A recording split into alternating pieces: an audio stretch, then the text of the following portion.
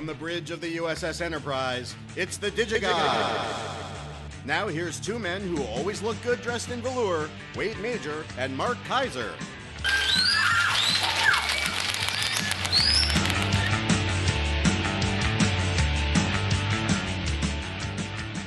Yes, a Star Trek reference for Mark's final show came to us from... That was sent in by Ian Lasky, who always dresses in velour even when he's not in a Star Trek costume.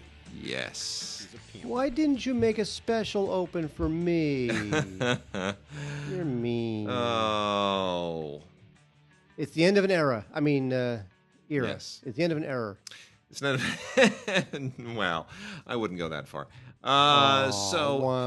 Anyway, Mark. Yes. It's going to be a good show. We're going to have a good show. We're going to send you off with a bang. You've got a busy time ahead of you. You have... I gotta sell my car, Wade. Yeah. I sell my car. Your work has stopped. You are no longer living at your old place. You're crashing around town. Your place is subletted. And you're out of here in less than a week. I'm going to New York. Going to New York. Then I'm going to... Yes, then you're going to Paris. Going to Paris. For upwards of 3... but here's the thing. Yeah. The hope is for, 89 days, so I get out before, there's any snafus with my passport. I'll get out in 89 days. But the hope is that if I'm still getting along with my girlfriend, maybe getting some nibbles for the possibility of work, maybe doing some successful networking, I can maybe leave and return for another 90 days. That'd be great. That'd be great. If not, I'll go to New York and try to get some freelance work. And if that doesn't work, I'll come back to Los Angeles and get some freelance work. Well, either way, it was time to have an adventure, and the adventure begins. The adventure begins, and so it's never too late for an adventure. It's always good. So with that, I mean, there's not really a lot of there's some news going on, but we'll cover them as we get to some of these titles. It's looking like, I will say, we're gonna miss you for awards season because it's looking like a good fall. A lot of yeah, it is. There's a lot of interesting stuff that's we've already gotten a few interesting things in screeners. Our award screeners started to come early this year. They started. I have September. gotten a couple. I have gotten a couple. September, and we don't normally get them in September. We normally get them, early October at the earliest. Well, maybe they're finally wising up that they don't want to be caught in the avalanche and the scrum of screeners towards the end of the season, and then they get ignored. Yep, very true. And how many decades did it take for them to realize that little number? Too long, exactly, and they'll forget it by next year anyway. So, well, one of those films is The Beguiled. And The Beguiled won Best Director at the Cannes Film Festival, I think very deservedly. One of the most interesting things that Sofia Coppola has ever done, a film that I never would have expected to be as good as it is. It's gotten a little bit of criticism for effectively ignoring the fact that there are slaves in this story. I'm going to be one of those people who is a little bit more forgiving of that, in the sense that we have seen, because the book, has slaves factor into the book. And slavery is obviously something that you can't ignore when you're talking about the antebellum South. But what I appreciate in The Beguiled is that it doesn't. It is essentially a timeless story. The backdrop, in many respects, is sort of, I don't want to say it's irrelevant, but it's almost beside the point. What she wanted to do was something very different from the original Clint Eastwood film, which was tell this story entirely from the point of view of the women. And so the Civil War does become a backdrop, but it is a timeless story. And those who don't know, there's a Northern soldier who's wounded, who's taken in by this, somewhere near the battlefield by this all-girls school. And his presence there proves to be stimulatory and disruptive at the same time. Colin Farrell playing the Clint Eastwood part is tremendously good. And the cast is great. Nicole Kidman, Kirsten Dunst, and Elle Fanning are the three main characters.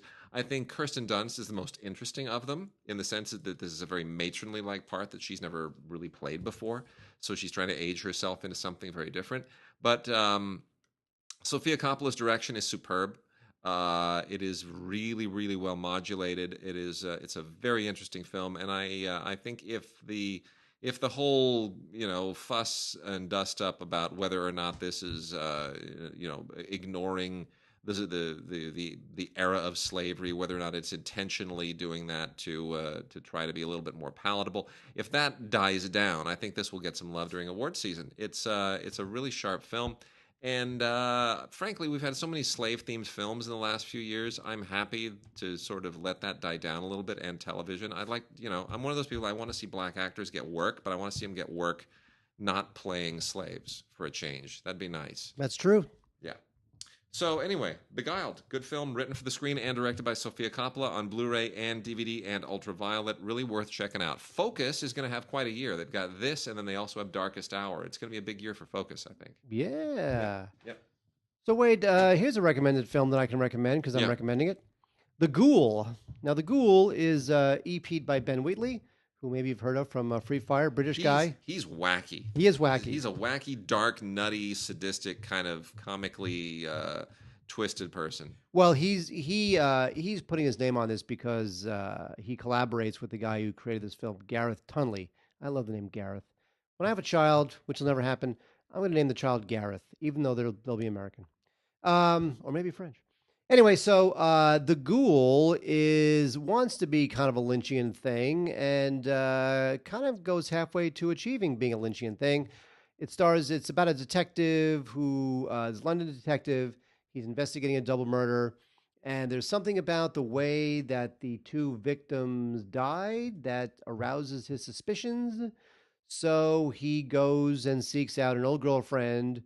And goes undercover to try to investigate the therapist of the suspect.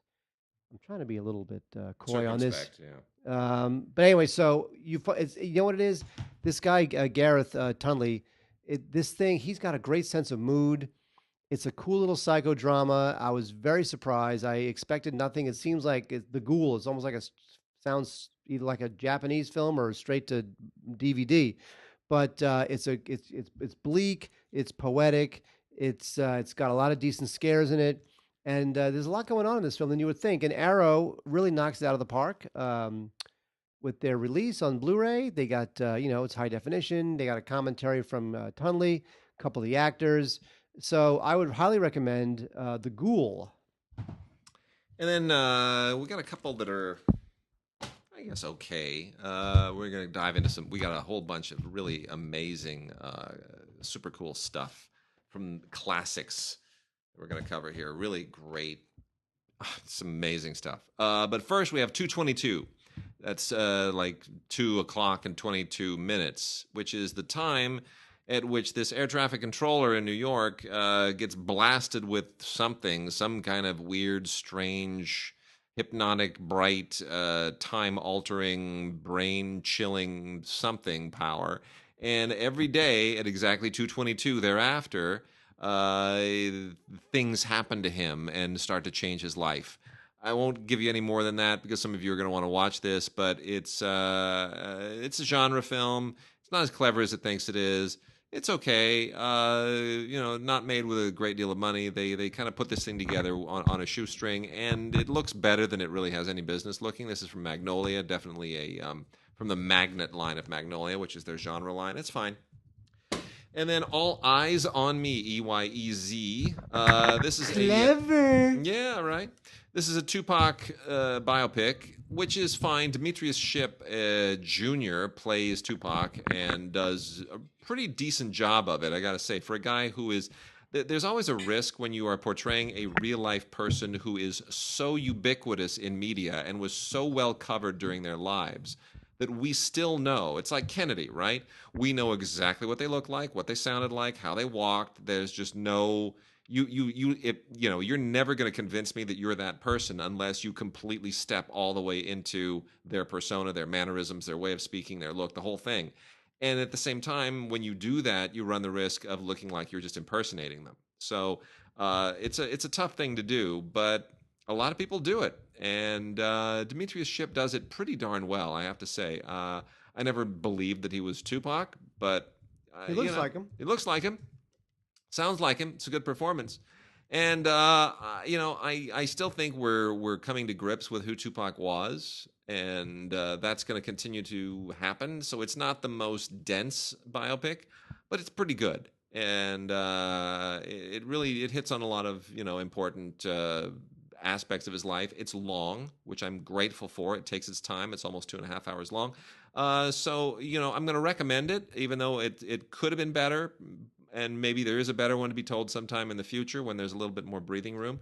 But All Eyes on Me, Eyez, All Eyes on Me, the untold story of Tupac Shakur.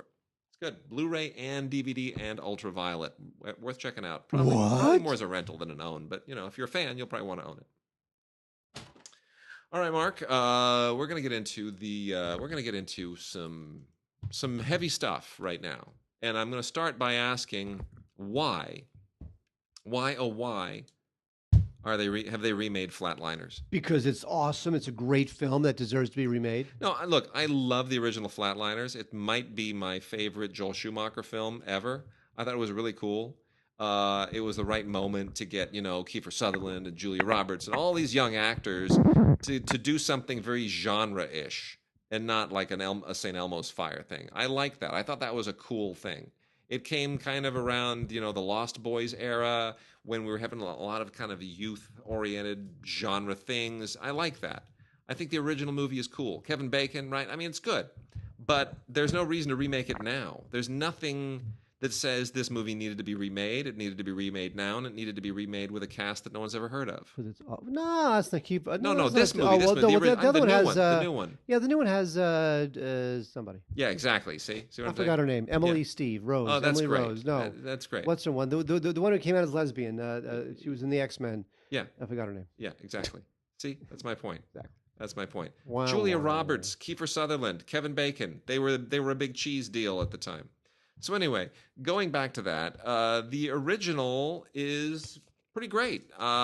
It's well put together. It's a smart film. It's inventive, and it's Joel Schumacher just kind of pulling out all the stops and really having fun with everything. And I miss that. I miss Joel Schumacher as a director. He hasn't directed anything in quite a while. So anyway, I'm a fan of the original.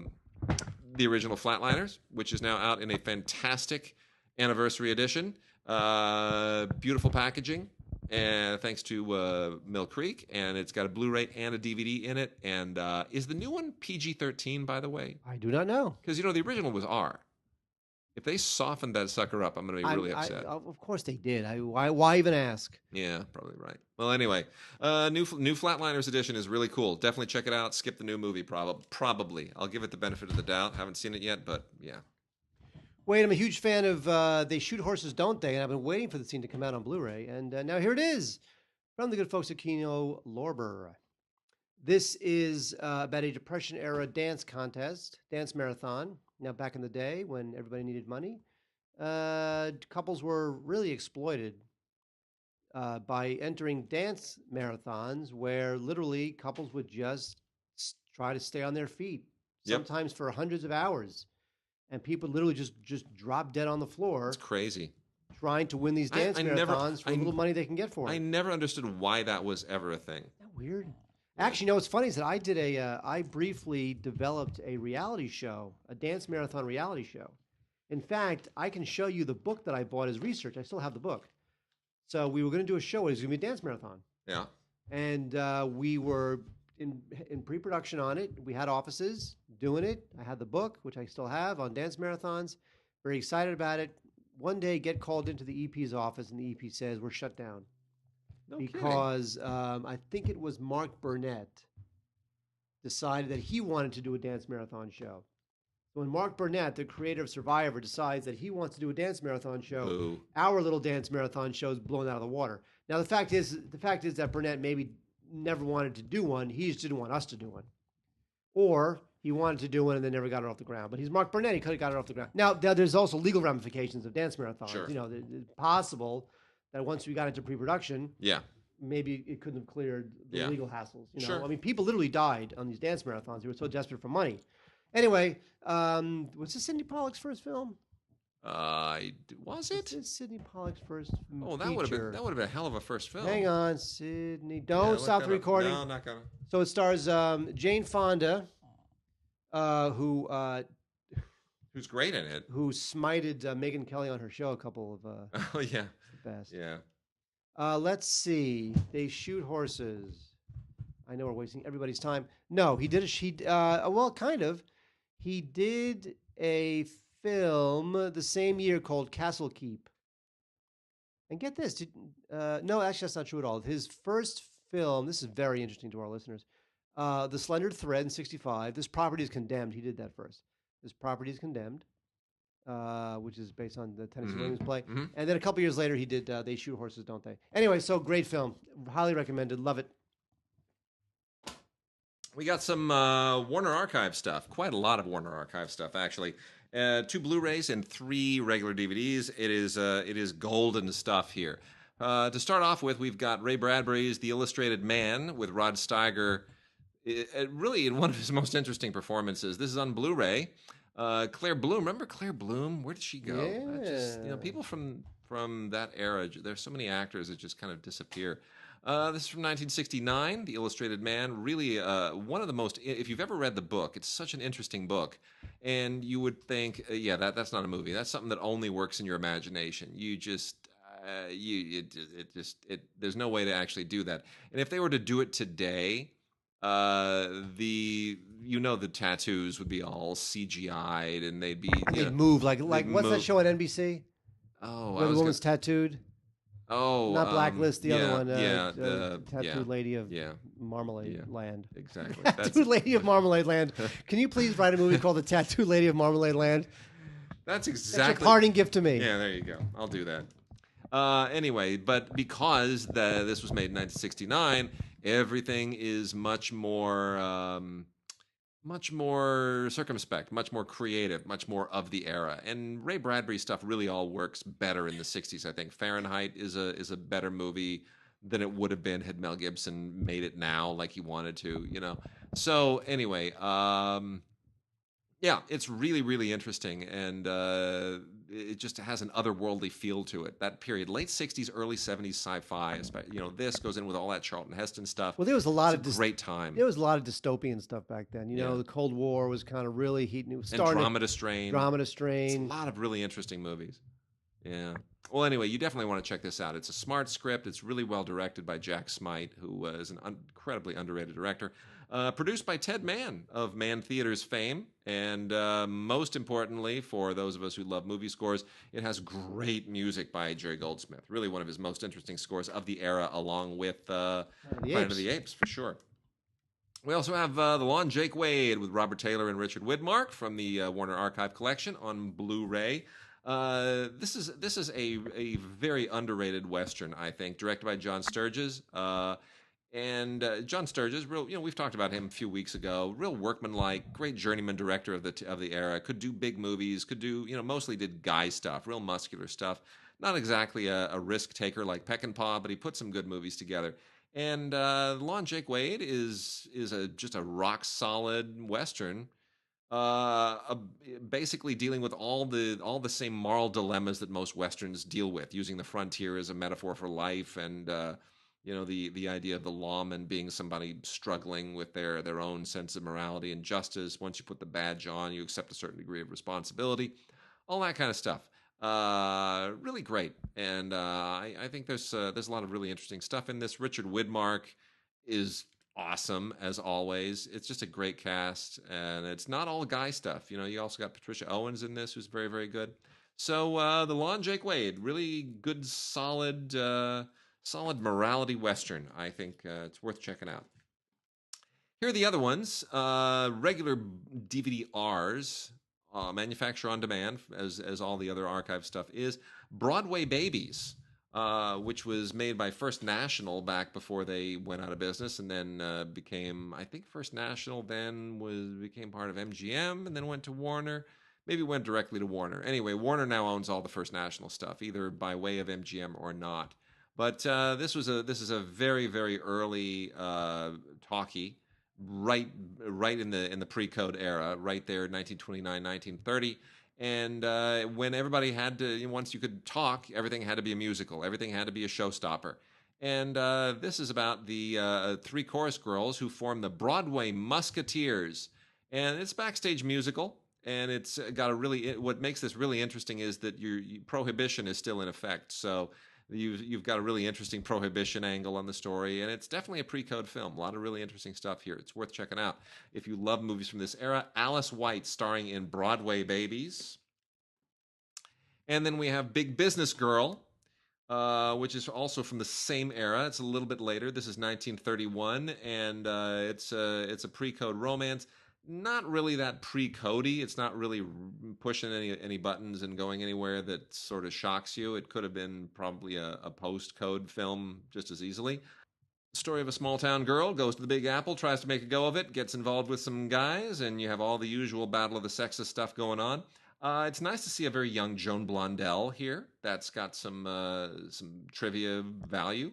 It's worth checking out. Good cast. Loretta Young anchors this thing. Joan Blondell coming up right behind her.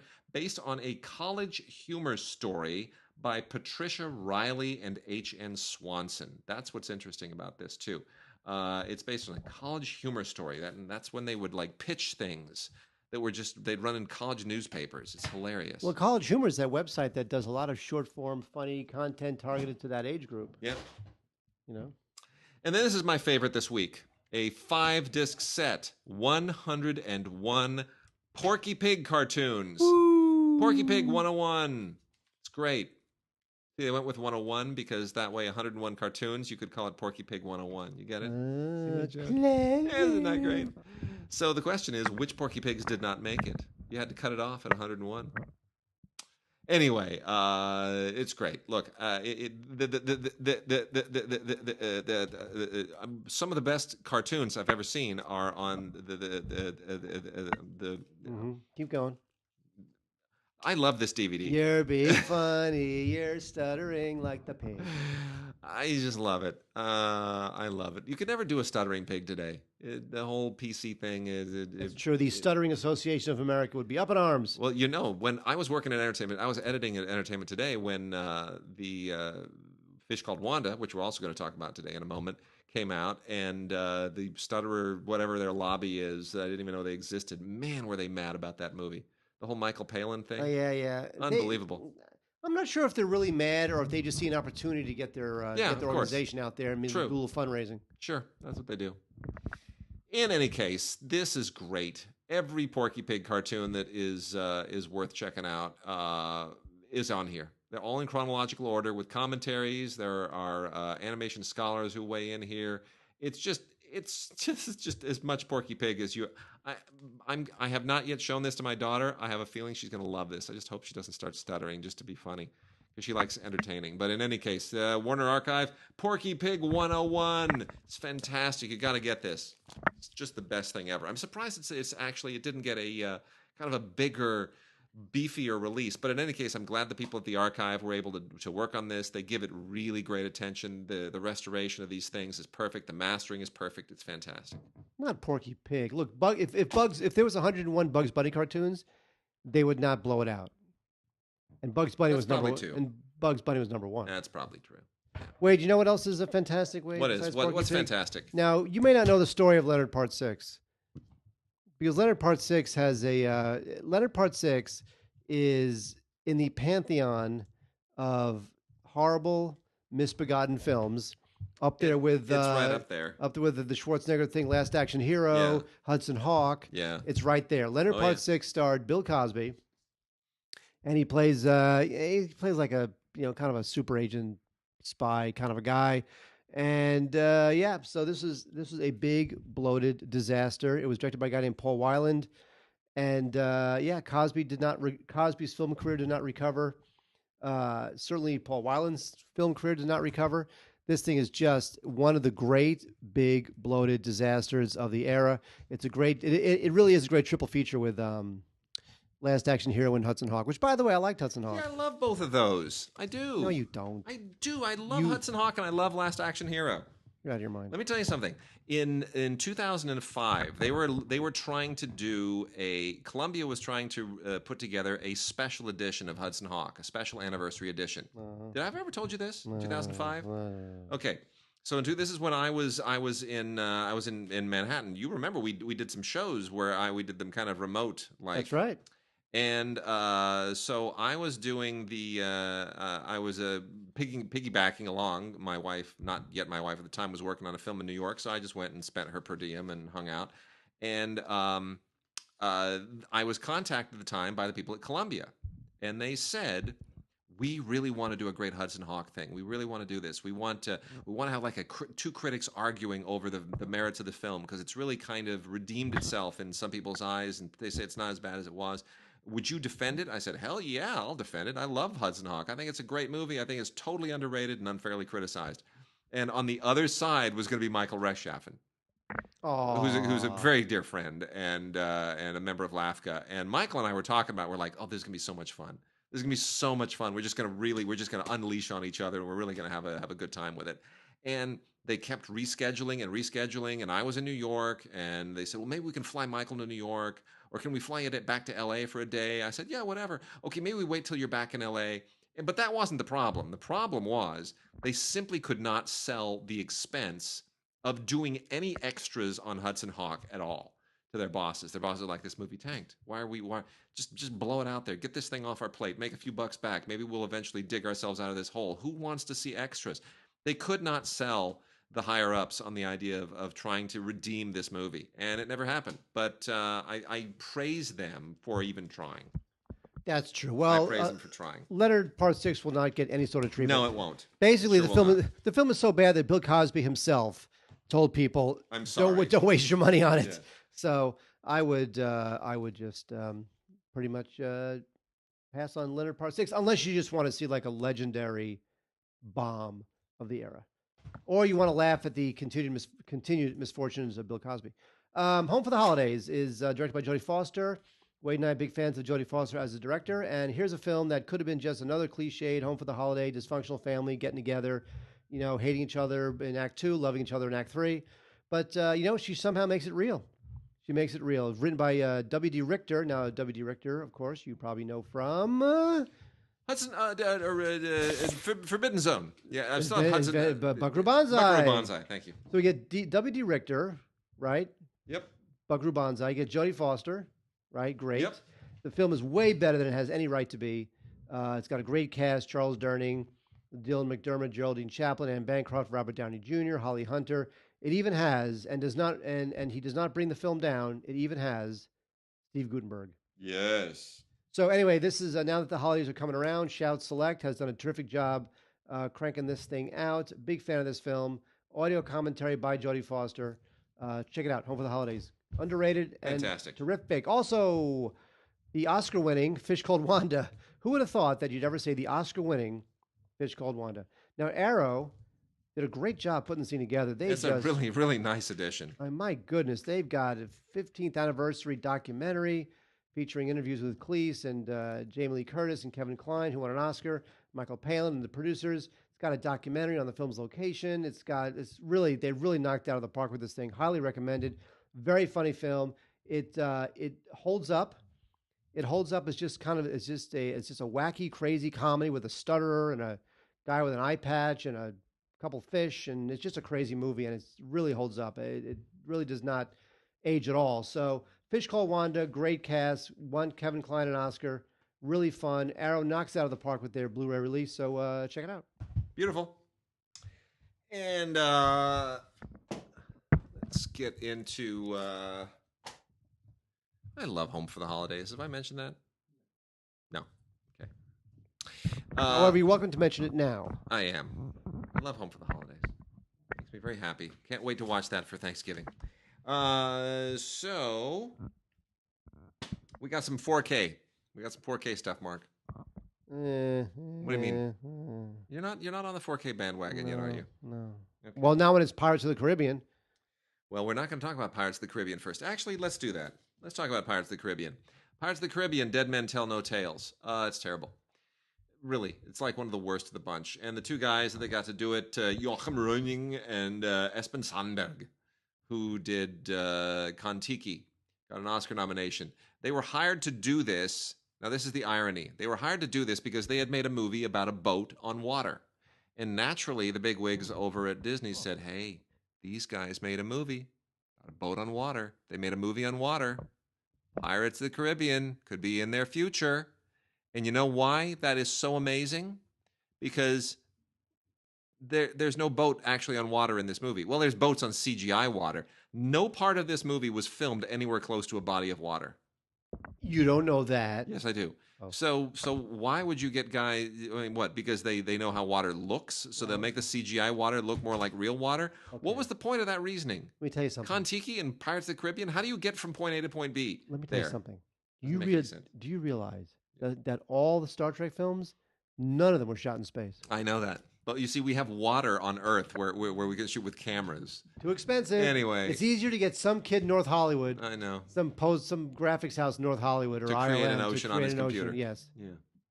Well, anyway, look, is this a nice 4K looking thing? Yeah, of course. They pull out all the stops. Disney does beautiful job with this.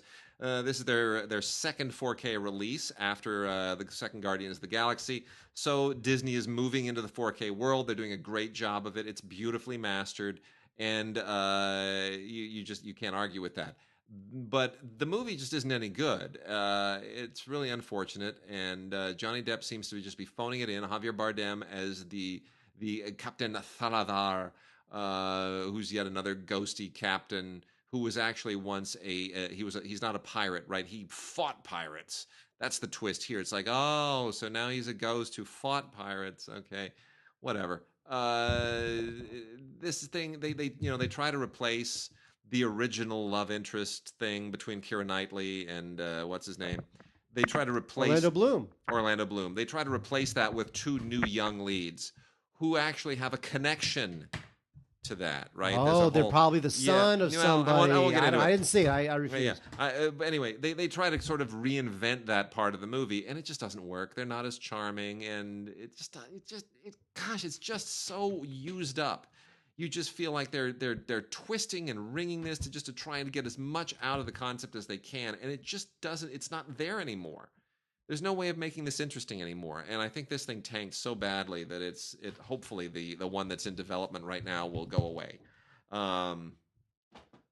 Anyway, but as long as we're talking about 4K, well, you know what else tanked on 4K, or what else is on 4K that tanked? Transformers last night. Thank God. From the Mark Wahlberg era of Transformers, which is it's a new era, right? It's the Mark Wahlberg era as opposed to the Shia era. See, they're two different, not? Right? You know this. I do. Yeah. I've seen a couple of those films. They're terrible. They're just loud. They're just gigantically loud. Insane. So they sent us both the Blu-ray 3D and the 4K. Obviously, the Blu-ray 3D is an increasingly obsolete format because there will be no 3D televisions anymore as of now. So whatever 3D televisions are out there right now, that's it. And those things are going to probably have a premium on them someday because no, but not gonna have a premium. Well, but somebody who has there's no content for it. There's no content for it. If you have a lot of 3D Blu-rays and you want to be able to watch them, you're going to need to watch them on a 3D television. And once 3D televisions start going kaput, those are not going to have any cachet. But no one's going to be producing 3D Blu-rays. It's over. I know, but for people who still have them. Like the 50 3D Blu-rays that are out there in the world? Yeah, in like 80 years, there'll be able to be somebody who has them like 8-track tapes or something. Well, anyway, a misbegotten idea that deserved to die. The 4K, let me tell you, what's really interesting is if you take the 4K Transformers the last night and you watch it on a television that's 200 hertz or 240 hertz, whatever it is, and you amp that sucker up so that it looks like a video game, some of this stuff is interesting. Don't pay attention to the story. It's just visually, it'll make your optic nerve start to twitch, and there's some value to that. Why Anthony Hopkins is in this, I have no idea. I know. I seriously don't. The whole tie-in with like Arthur and the Arthurian legend, and the idea they were Transformers and visited Arthur and Camelot. It's like, seriously, what? Really? Like that's where you're going now? That's where you're going to take this? You're opening up a can that it's just so silly, utterly idiotic. And there's extras on here, but nothing all that great. This is three discs. There's a Blu-ray, the 4K disc, and then a third Blu-ray with a bunch of extras on it. Now, Mark. Yes, sir. Here we go. What? Another one? Another one. It's 4K Blade Runner. Oh, whatever. Blade Runner, the final cut in 4K. Can I say something? I rewatched Blade Runner in anticipation of 2049, which I haven't seen yet. Yeah. Yeah. What? I mean, it looks great. Yeah. Visionary stuff. Yeah. The world is great. Yes. The physical production is great. Yes. The story itself is great. Yes. The film, good. The film is great. The film is great. When was the last time you rewatched Blade Runner? Exactly 5 years ago. Just now. Like now? Yes. You're sitting with me. What do you mean? Yes, now? 4K. I watched with Phil and I had a gay movie night. So here's the thing. So Phil and I, It's great. I just let the cat out of the bag. So Okay. so about a year ago, Phil had not seen. He's a friend of ours. Phil. Phil had not seen one of the Hunger Games movies. Okay. Right. And he, for some reason, he wanted to see it, and I had it. And he says, can I come over and we'll bring some food and we'll watch Hunger Games. And so I called it gay movie night because really 2 straight men should not be watching the Hunger Games on a Saturday night. Right. Right. So I started to call it gay movie night. So now every couple of months, Phil and I have gay movie night, and where he comes over, we watch a film, and then we order pizza. Yeah. So the last gay movie night Sure. was Blade Runner. Okay. So we're talking maybe 3 weeks ago. Yeah. Okay. The world, the physical production, The music. the music, Vangelis. all that is great, but the Yeah. actual words out of their mouth, it's okay. That's great. It's great. I It's was a looking at great it going. movie. I looked at Phil and I was like, "Is this story emptier than we think it is?" No, it's I fantastic. just really So much there. rebelled against it. It's one of the best looking 4Ks I think I've ever seen. Especially because it's so dark, and that's where the HDR really manifests itself in. Is if you can see color and contrast and shadow, and especially in the really dark scenes, if that all kind of comes together, and it just Jordan Cronenweth, one of the all-time great. Oh, it's beautiful. It's gorgeous. Yeah, whose son is a great cinematographer now too, was one of the all-time great DPs. Did an amazing job on this, and the new one, Deakins, going to take home his Oscar finally. You know that. I know, but they say that every time he shoots No, something. there's nothing else. There's no one who's going to beat Deakins this year. There isn't. It'll be like Moonlight 2, like some film shot on an iPhone that's going to beat Deakins. No, Deakins he's got it this year. He's finally got it locked down, and he does. He's got it locked down. He's going to win for sure.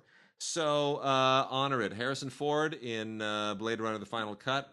Amazing use of HDR. Really one of the best HDR implementations I've ever seen on a 4K. And then, as if that's not enough. Oh, I know, right? Fla, Right? Gla. Even better than the Blade Runner. Really? Yeah, because he's just the grain of the film and everything. We are, of course, talking about the 4K Ultra HD release, the 40th anniversary edition of Close Encounters of the Third Kind. A film that was more life-altering for me than Star Wars the same year. Oh, it's one of my all-time favorite films. Yeah, Close Encounters just kicked my patukas that year. You can say ass, Wade. It's my last show. You can say ass. It kicked my ass. It kicked my ass hard. Wade Now, Major. here's the thing. Here's the other thing, too, why Close Encounters was such a big deal. Because when Close Encounters came out, I had just made a very good friend in junior high school by the name of Richard Libertini, who Mark knows as well. Now, my friend Richie, his mom, by sheer bizarre coincidence, is Melinda Dillon, who is the star of Close Encounters. So my exposure to Close Encounters was on all levels. So it wasn't just, oh my gosh, look at this amazing film. It was, oh my gosh, look at this amazing film starring my friend's mom, which was a little weird. That had never happened to me before. And but Melinda, who is still who's a very dear friend and who kind of like a second mother to me. She and my mother were also very close. And I'd like to try to get Melinda to talk about this for the show, which is something we'll have to hold on for the future. Sit down and get her to share some of her memories. But it's something that she certainly didn't expect. Nobody at the time. Melinda had come from Broadway, and she would go on to get her first Oscar nomination for this, and she wound up getting another one for Absence of Malice. She played the Sandy Dennis role originally on Broadway in Who's Afraid of Virginia Woolf. Is that right? Probably should have played that part in the movie. Did not know that. Yep. And, Melinda didn't. Nobody. I mean, sure, Spielberg, the guy who made Jaws, and we're all excited to be in the new, Hot Kids next movie. But nobody quite expected Close Encounters to be what it was, and it's such a fascinating film. Bob Balaban and Francois Truffaut, and a rare on-screen appearance for another director. Everything about this, I still say this is one of Spielberg's best films. Oh, absolutely. Because there's so much stuff in it that feels so incredibly authentic. All of that bureaucratic stuff where guys are sitting there looking at the radar and all the overlapping dialogue and talking to each other. Great shot. That's amazing. That's so good. That's amazing. When they're there, when they roll the big globe in on the table to try. Sure. I mean, that stuff's just so awesome. There's so much, and there's so many threads to this story. And could we just say, has Richard Dreyfuss truly ever been better?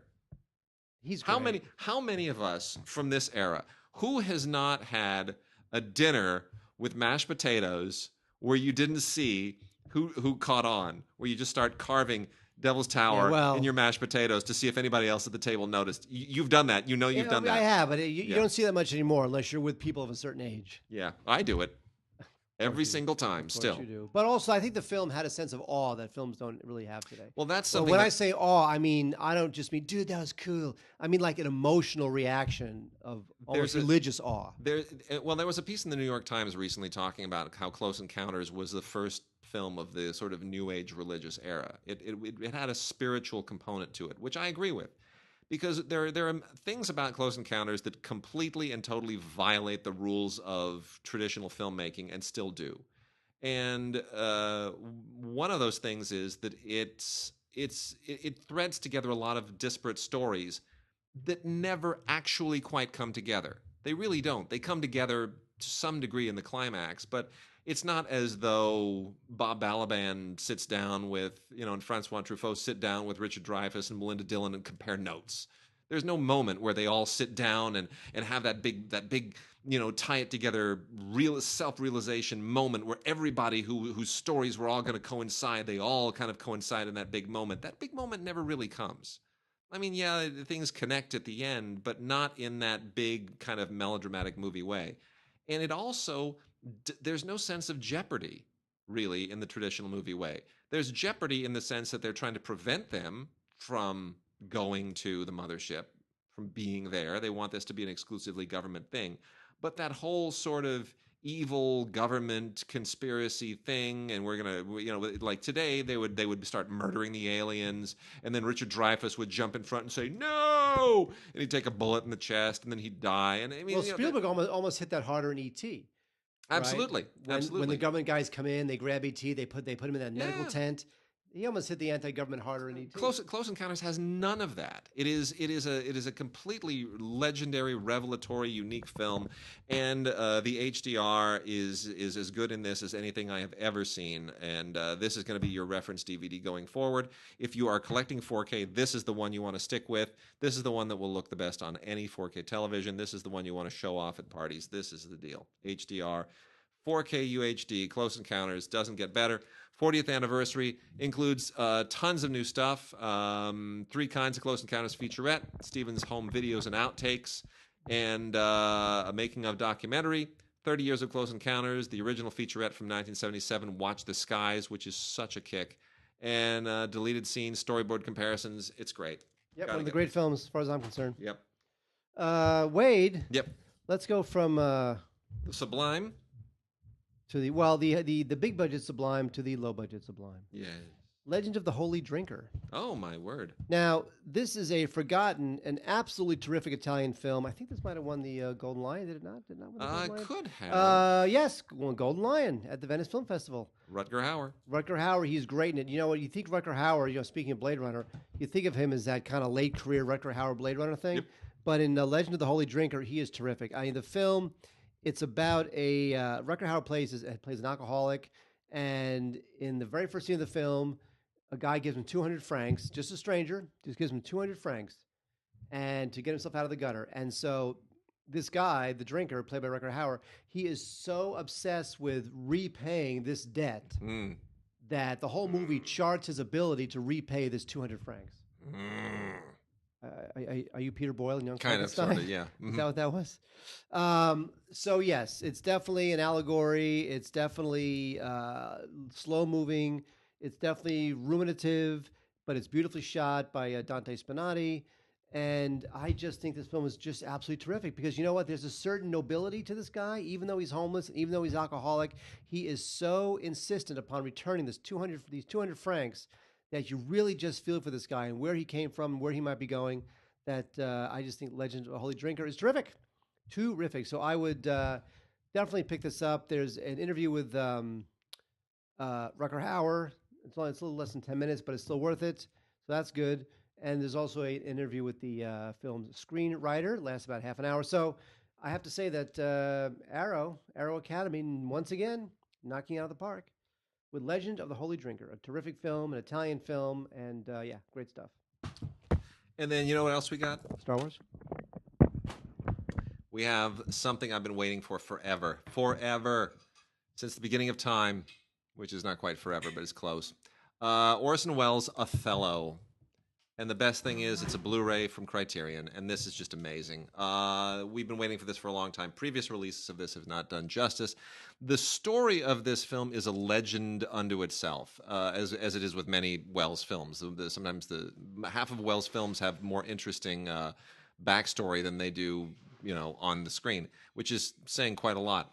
The coolest thing about this is that there's an audio commentary from 1995 with Peter Bogdanovich and our very, very good friend Myron Mizell, who is an Orson Welles scholar, as those of us who know him know very well. Myron is just awesome. I can't say enough great stuff about Myron. He's sort of one of our go-to guys in our LAFCA meetings. Anytime there lacks institutional knowledge about something, and Myron is also an attorney, so anytime anybody sort of needs legal advice on anything related to LAFCA, the room turns to Myron and says, "Myron, what do we do?" And Myron, like Caesar, will bestow on us his wisdom, and then we carry on. I don't know what we'd do without Myron. We also vote in his... Yeah, every year we vote in his home. Yes, that's right. And Myron hosts our voting meetings, and Myron also sends out a list of just about every movie that came out. You know what? That thing is indispensable. It's insane. You go. Right? You know what? It's funny because sometimes you get someone like Bob Kohler, and Yeah. Bob Kohler, who fancies himself as the man who's seen every film and loves what everyone hates. Bob hates will what also everyone loves. Bob will also send around a list of the top 25 films not released in the United States last year. Which somehow because helps- Bob goes to like a million festivals. And that helps us how? Well, it's nice to know what's out there, but it's Not look it up. for voting purposes. Not for voting I mean, I purposes. guess foreign, but look, even for foreign film, doesn't it need to be released in L.A. for a week or something? Not necessarily. Not necessarily? No, we don't have any rules on that. Wow. Have we Our, ever- our, have our we ever- rules our rules are very loose. As is pointed out every year, if you want to vote for Citizen Kane for Best Film of the Year, you can. You can vote for anything you want. There are no rules. By the way, I've emailed them 3 times to say that I'm going out of town. I will not be able to vote this year. Take me off the screener list. Well, And they have not emailed me back. don't worry about it. Just let it go Just let it go. until they send me the emails kicking me out of the group. So let it go. bringing this back around, we love Myron. Myron does a great commentary with Bogdanovich here. You also get 2 cuts of the film: 1952 European cut and the 1955 version that was released in the U.S. and the U.K. They have completely uncompressed 4K audio, and the video is restored from 4K. It's just gorgeous. This is so great. There's nothing like Orson Welles' Othello. It is a fascinating, rare film, and all of its bizarre history is detailed in these great extras. You got to get this. It's a Blu-ray of Othello from the wonderful people at Criterion, and then also from Criterion. If we can hit a couple of foreign films here before I want to do some anime, is Vampyr, which is the Carl Theodor Dreyer film that many of you have probably only heard of, but never seen, and you really should see. This is from 1932. Dreyer is most famous for The Passion of Joan of Arc, which is one of the greatest silent films ever made, a film that I didn't particularly like when I saw it in school and then grew to really respect it much more. Dreyer was a Danish filmmaker, legendary during the late silent, early sound period, and deservedly so. Sort of invented a lot of film grammar that has stood the test of time, was very ahead of its time. And this is a wonderful special edition in custom packaging from Criterion on Blu-ray that includes the book Writing a Vampyr. And it is quite a fascinating collection of just everything that's on here that gives you the perspective on this very unusual vampire film. Really, it's just fascinating. It's just so moody. It's so highly stylized. It includes a digital transfer of the original German language version of the film from the 1998 restoration. And the audio is chilling, to be honest. It's really great. It's really, really great. So you should check out Vampyr. You should be prepared. It's a little bit shocking stylistically, more so than it would be if you weren't familiar with what you're getting yourself into. But thank you also to the Janus Films Collection for providing this. The relationship between Janus and Criterion, I've still never quite understood, to be honest.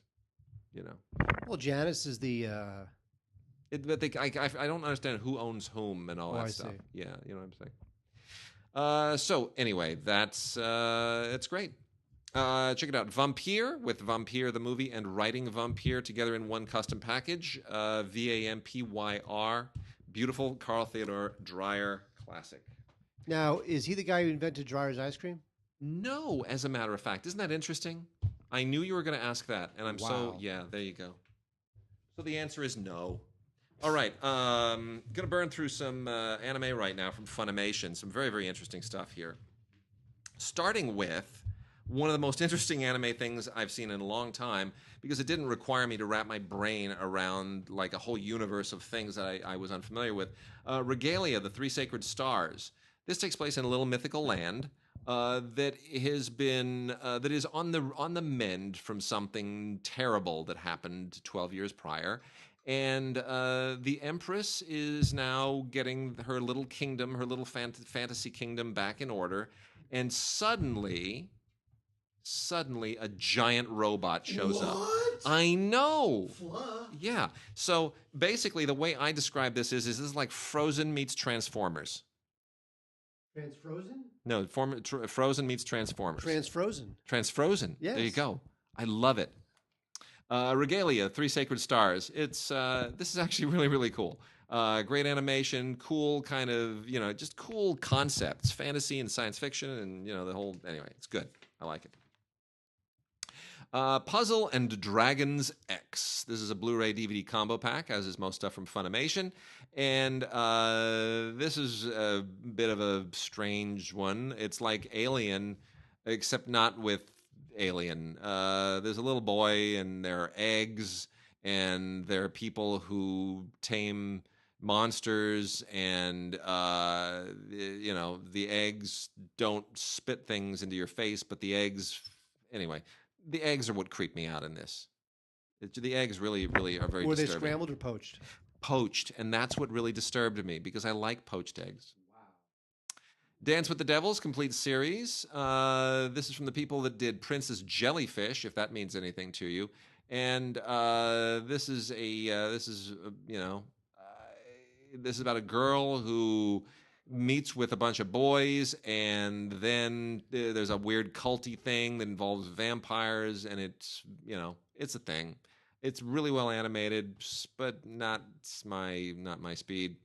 Complete series, again, a Blu-ray DVD combo pack of Joker Game. This is about 8 men in Japan before World War II, and it's apparently loosely based on actual history. They're kind of like a special team. I don't want to give anything away. There's some interesting stuff related to what brings these men together and how it ties into the lead into World War II. But it's quite conceptually quite challenging and not for kids for sure. Tsukiuta, Tsukiuta, Tsukiuta, the animation. This is again a Blu-ray and DVD combo pack. And whatever. It's kind of like it's Josie and the Pussycats with magic. and some guys. That's what it is. I don't know. It's a little bit too Asian pop, Japanese pop. What's it? J-pop? Is that what they call it? Yeah, J-pop. Yeah, and there's K-pop too. It's too J-poppy. It's clearly. I'm sure it's a whole thing that I don't really understand. Not really into it. And then the last three, season 2 of the heroic legend of Arslan, Dust Storm Dance. We've talked about this before. It's very much Lord of the Ringsy. It continues that. It just confuses me. I can't really follow much of it. Part 2 of Hyouka, the complete series, also Blu-ray DVD combo pack. This is a little bit more teen oriented. Yeah, it's kids doing mystery with their literature study club. I didn't really get into it too much. Speaking of Funimation, JJ is going to make Your Name into a live-action film. Yeah, we'll see how that turns out. I don't know that really should be done. I don't know if he's directing it or just developing it. Why not? Someone throws money. Well, here's the thing, though. Well, it's funny because he's doing it for Paramount. You know how pissed off Paramount is that JJ. JJ's got to deal with Paramount, and he keeps making movies for Disney. For Disney. Yeah, it's funny. I was about to say Fox, Star Wars. Yeah, he keeps making movies for Disney, and Paramount's not happy about that. I know. Who can blame him? Exactly. I can't blame him. And then lastly, part 2 of Gosick, Gosick, which is anime alchemy and Victorian mystery and Sherlock Holmes meets cyberpunk, and there's no way to describe this, but it's cool. And if anybody's going to do anything I've talked about today is going to spur something live action, Gosick would be it. That's the more likely candidate for something that would be, multicultural appeal and all that stuff. We got a few minutes left, Mark. Let's let's see. What should we talk about next? What your final run? Oh, let's see. Well, first of all, let me just say something. Yes, this is the last time, at least for a year. Yes. That we will be sitting together to do a podcast. Yes. It does not mean it is the last time I will contribute to the podcast. That's true. Or synagogues.com. That's true. So let's be accurate. Let's be judicious here. That. I don't know what I'm going to do. I will do something in Paris. Wade and I have talked about doing like a video podcast, like a video update from Paris, dispatch from Paris, and posting it. You're a big fan of Takeshi Kitano. Right? Sure. Beat Takeshi? Sure. Did you ever see Fireworks? No. You never saw this? No. It's freaking awesome. It's not Fireworks. It's Hana-Bi. Yeah, Hana-Bi. Fireworks anyway. It's called Hana-Bi. So Takeshi Kitano's Hana-Bi, otherwise known as Fireworks, because you see they put the fireworks in the background now, but the film is well known enough that they don't feel the need to give that American title anymore. It's not well known enough. This won the Golden Lion in 1997. This is from Film Movement Classics. Yeah, he's the man. It's on Blu-ray. Film Movement Classics. Takeshi Kitano's Hana-Bi. What an amazing movie this is. This is from his golden era, really. And this is just a great movie. It has a commentary by film scholar David Fear, a making of featurette, an essay by Jasper Sharp, and it is awesome. It is, of course, about a detective who goes totally rogue and takes on the Yakuza by himself, and just things go completely haywire and off the hook. It's great. It's terrific. Absolutely great movie. And then also want to give a big plug to After the Storm by Koreedu Hirokazu, who is one of the most interesting directors still working in Japan.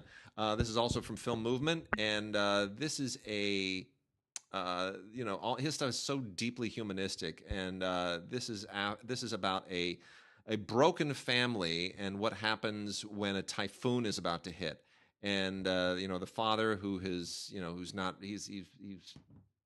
this kid's relationship with his father and his relationship with his mom. His parents have split up, and how the typhoon sort of brings them together and reveals things.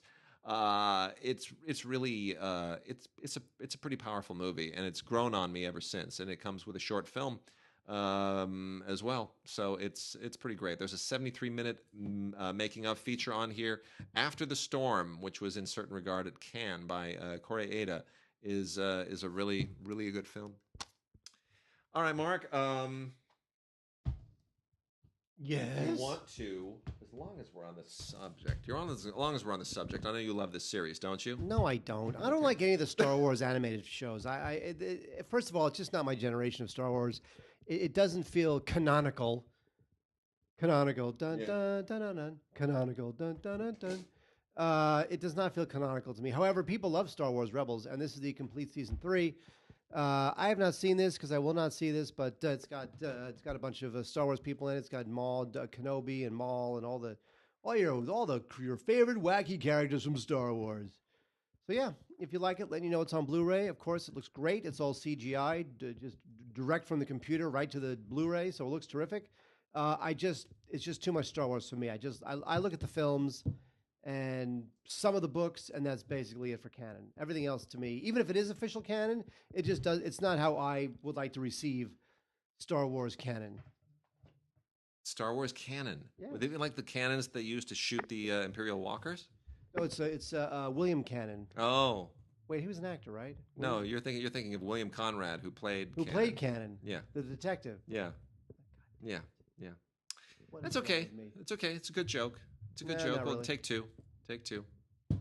Ned and Stacey, the complete series. Good heavens. Deborah Messing and Thomas Hayden Church before they went on to do other things. Deborah Messing is back in the mix with the new Will and Grace. Which I heard. I have not seen. I heard it's all political stuff. Yeah, It's a lot of political humor, and I was like, here's the thing. Look, I'll be honest with you. Yeah. I dislike the whole Trump thing more than as much as anyone. But I got to say, I am really tired. Of political humor. It's like here's now to their credit, all the late night shows are all getting healthy on Trump, and the numbers speak. Yeah. If you're getting healthy on Trump, you keep doing Trump. I get it. Yeah. But right now, I'm like, okay, I'm done. Well, I've always said that you do your work a disservice. You do your art a disservice if you try to tie it to a particular moment. You want it to be transcendent, and you want it to be timeless. And I get it that when politics dominates the moment, you want to be part of the moment by tying yourself to the politics. But you know what? Then you're not going to last. And sometimes you do have to be a little bit farsighted, and you have to think, how is this going to play in 5, 10, 20 years? Do I want this to still play? NBC's not thinking 5, 10. I know they're not. They're thinking that. But if you're a the overnights. if you're a creator, if you're a writer, you should be. Well, here's the thing though. If you're a writer, he's giving you a lot of material. See, here's the thing with Will and Grace. Will and Grace is basically, Tim was the one who came up with this, and I'm going to give Tim a total shout out for coming up with this, because I said to him one time, I said, Will and Grace is basically just kind of like a contemporary version of I Love Lucy. It's like, there's the redhead, and then the husband, and then there's the other couple. He goes, yep, I can see the pitch right now. It's I Love Lucy, except the men are gay. And I'm like, oh my gosh, I'm sure that's what they pitched. It's like I Love Lucy, except the men are gay. Ricky and Fred are gay. Are you kidding me? Like, there it is. And that's exactly what Will and Grace is. And just like I Love Lucy, it's timeless because the characters are timeless. So they don't need to have, timely jokes. They can be funny with the characters. We love those characters. So anyway. There's also South Park. The fact that we're They've talking been doing this for 20 years. I know. And the fact that we're talking about Will and Grace related to Ned and Stacey tells you that Ned and Stacey's not a great show. Deborah Messing's very good. Thomas Hayden Church is good. But you know what? There's a reason why this was a very, very limited show, and it didn't run for a very, very terribly long time. Like barely a season, I think. I don't even know if it completed its season. But in any case, it introduced them. We knew them before, but it kind of put them into a different place as actors. Thomas Hayden Church, of course, kind of came of age on Wings as a second-tier character, and Oscar-nominated Thomas Hayden Church. Yeah, maybe this went to a second. I mean, it's 46 episodes, so it's 2 years. It's 2 years, right? Seasons. 2 years. So anyway, so it got 2 years out of it, but it's nice to see where they came from, but I wouldn't highly recommend it. And then there's Flipper, season 1 of Flipper. Yay. Season 2 is also out. They did not send a season 2; they just sent a season 1, which from 1964 to 1965. Flipper was when they had all these shows about kids and animals. There were a lot of them, like Gentle Ben, and Flipper was one of them at the time. And revisiting this show, I gotta say, it ain't that interesting. I love Flipper. I'm amazed that they were able to get some of the stuff they were able to get on this show. It's well done, but I'm not. The stories don't compel me. I'm not really into it. It's sort of it really is very limited by the demands of the era. That said, I can recommend the show because the cavalcade of guest stars is unbelievable. You forget it's like 1964. Holy cow! Everybody was working then. Everybody shows up on this show. Like David Soul shows up, very young, pre-Starsky and Hutch. Jessica Walter, right around the time she was doing, probably just before Play Misty for Me, which was what, late 60s, early 70s, whenever that was. Play Misty? Early 70s, right? Early 70s, so that's she there. It's great. I mean, everybody shows up on this. It's really, really fun. Had a lot. It's just watching that alone. Daniel J. Travanti is almost unrecognizable. It's very cool. So that's Flipper season 1 on Blu-ray from Olive. Worth checking out if you're a real nostalgia buff. Alrighty, let's see, and then iZombie. We're just going to make quick work of this. The complete 3rd season. This is from CW. It's it's a CW show with the zombie girl. It's not really all that engaging. It's kind of trying to piggyback on the whole zombie thing. I don't know. I never really got this thing's appeal. I don't understand why it even made it out of a single season, but. That said, there's a 2016 Comic-Con panel and deleted scenes, and it continues to roll on the CW.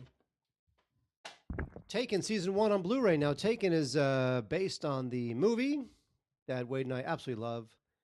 Can't vouch for the sequels, but the original we love. And here you got Clive Standen from Vikings playing the Liam Neeson role. And, I think this thing worked as a film. It just worked as a big blast of politically incorrect badassery. Tight, fun, violent. Loved it. I don't need to see 10 episodes of The Adventures of Brian Mills. I just really don't. So I'm not really digging this show.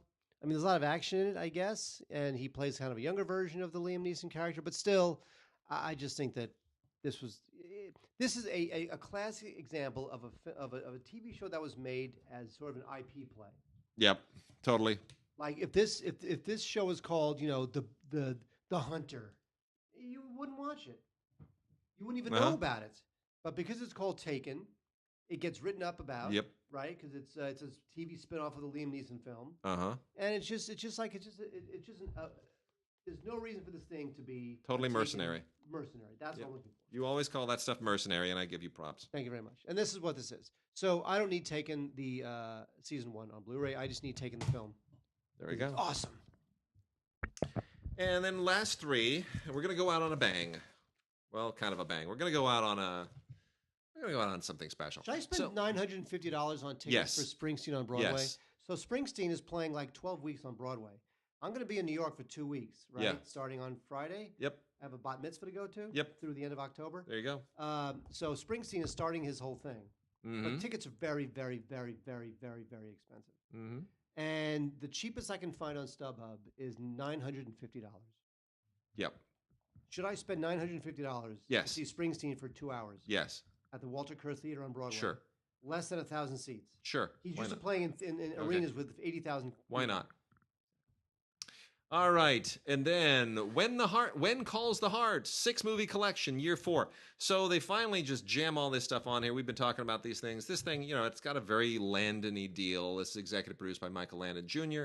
It's very much in the vein of what his dad would have done, and Hope Valley and all of the wonderful people, the wholesome all-American people who just have all of their little life-changing moments there. It's all so wonderful, and it's all so just pat. But nonetheless, releasing this one and that one, and they all kind of mix up at a certain point. And Lori Loughlin just doesn't age, which is very strange. I think she's a vampire. Lori Loughlin was, so get this, she doesn't Lori age. Loughlin, she was on my show. I know. So I was standing 10 feet away from Lori Loughlin. She's gorgeous. Yeah. And she's fit and thin and beautiful and doesn't age. But what it is? You can, if you look at her long enough, which of course is to her credit because you have to look at her long enough to realize this. If you look at her long enough, she's older than us. I mean, she's I think she's like 56. 1,000 years old. No, you know what? She's not. She's in late like 40s. her late 40s or something. She's late 40s. But I'm telling you, for late 40s, you kidding me? She's great. And then we also have Loch Ness, Series 1. This is from ITV. This is an original Acorn TV release here from RLJ Entertainment. As you can imagine, this takes place in Scotland, and it's kind of a small-town murder mystery show set right around the Loch Ness. So don't expect to see a lot of monster stuff in here. That's not the whole point. It's a crime show. It's a rural crime show, and it's good, solid UK mystery stuff. It's very, very good. Well done. Laura Fraser, who is the detective who kind of anchors this thing, is really, really good and really worth checking out. So if you like this genre, you're totally going to dig this. This is Loch Ness Series 1. It's very cool. I'm glad they did that. Just don't expect to see a Loch Ness monster in it. That's not what it's all about. Boo. And then, Mark, I'm going to take you out with something true to your heart. The Great British Baking Show, Season 4. My family, and they do a lot of baking, they love this show. They recommend this show. They will not rest until I've watched every episode of this show. And I've seen none of it. You need to. Why? Shall I send you on your way with this DVD? Cake, biscuits, patisserie, pastry, bread. They bake everything on here. No, you know what? It's honestly, endless. My family, they love this effing show. They think it's so true. Great. Well, as they say, cooking is art and baking is chemistry. That is true. And you've got to get with cooking, which is why I cook and I don't bake. My wife is a baker. You leave it in another 30 seconds or 20 seconds or 5 minutes. It doesn't matter. It's just going to, it's pretty, as long as the chicken is cooked, as long as the vegetables are roasted, give or take a minute or two, the grill, whatever you're doing it with, you don't have to be that exact. A little bit of salt, a little more salt, a little bit of pepper. You can kind of play with it. Not when you're baking. If you put just one little speck of baking soda in that you shouldn't, if it has one little half a microbe of yeast less than it needs, the whole thing falls. It's terrible. It's a disaster. And the thing is that, like, if you're baking, let's say something simple like cookies, if you bake it for 45 seconds too long, you can't take it back. No, it's over. It's over. At least if you're cooking a big pot of pasta. To the second. Yes. To the degree. Yes. It's not like, between 425 and 450 for, anywhere from 6 to 12 minutes. No, there isn't. It's, you have to have it at exactly this temperature. Anyway, that's what's amazing. Right. And I don't know why I'm saying was, I'm a good baker. You are a great baker. So I am going to highly recommend, on behalf of Mark, the Great British Baking Show. Season 4 continues to roll. These people are amazing. It is a very entertaining show. It really just makes baking fun, and it really encourages you to master this incredible scientific skill that is baking. I'm a little bit inspired, still intimidated, but a little bit inspired. So we will do it. All right, Mark.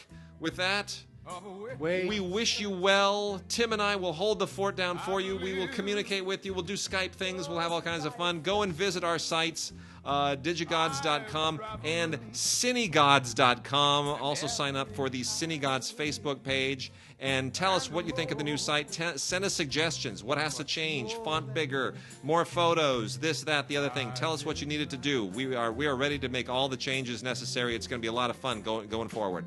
All right, everyone. Wish Mark well. Mark. Au revoir. I've had a few, but then again, too few to mention. I did what I had to do and saw it through without exemption. I planned each charted course, each careful step along the byway, and more, much more than this, I did it my way. Yes, there were times, I'm sure you knew,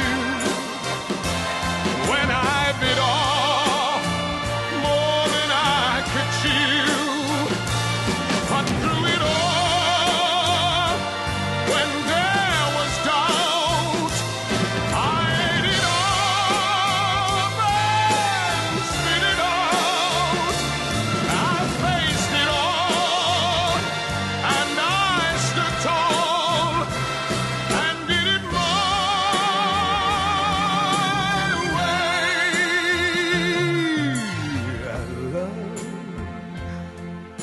laughed, I've cried, I've had my fill, my share of losing. And now, as tears subside, I find it all so amusing to think I did all that, and may I say,